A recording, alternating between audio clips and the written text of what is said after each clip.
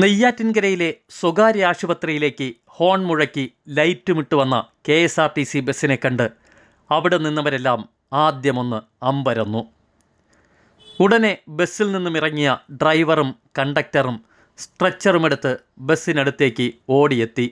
അവശനിലയിലായ രോഗിയുമായി ആശുപത്രിയിലെ അത്യാഹിത വിഭാഗത്തിലേക്ക് അവർ ഓടിക്കയറി. സംഭവം ഇങ്ങനെയാണ്.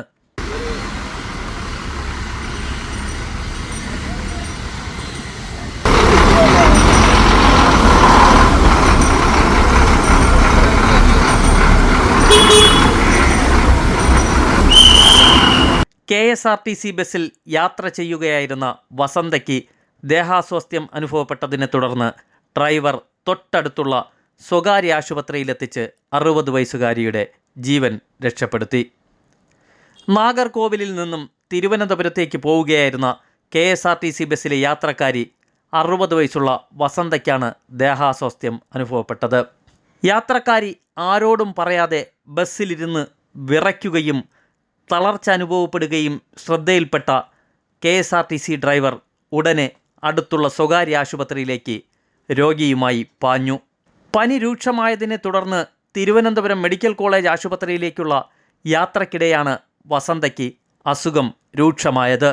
ബസ്സിലെ ഡ്രൈവർ ഷാജിയും കണ്ടക്ടർ ഷിജുവും രോഗിയുമായി ആശുപത്രിയിലെത്തിയത്. നിരവധി യാത്രക്കാരുണ്ടായിരുന്ന ബസ്സിലെ ഡ്രൈവറുടെയും കണ്ടക്ടറുടെയും സമയോചിതമായ ഇടപെടൽ പ്രശംസയ്ക്കിടയാക്കി.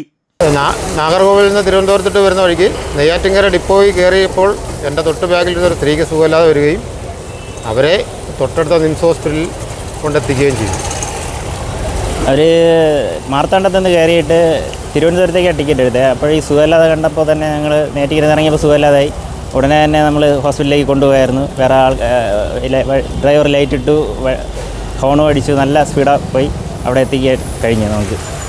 KSRTC ജീവനക്കാരുടെ ഇത്തരം പ്രവർത്തനങ്ങൾ മറ്റുള്ളവർക്കും മാതൃകയാകട്ടെ.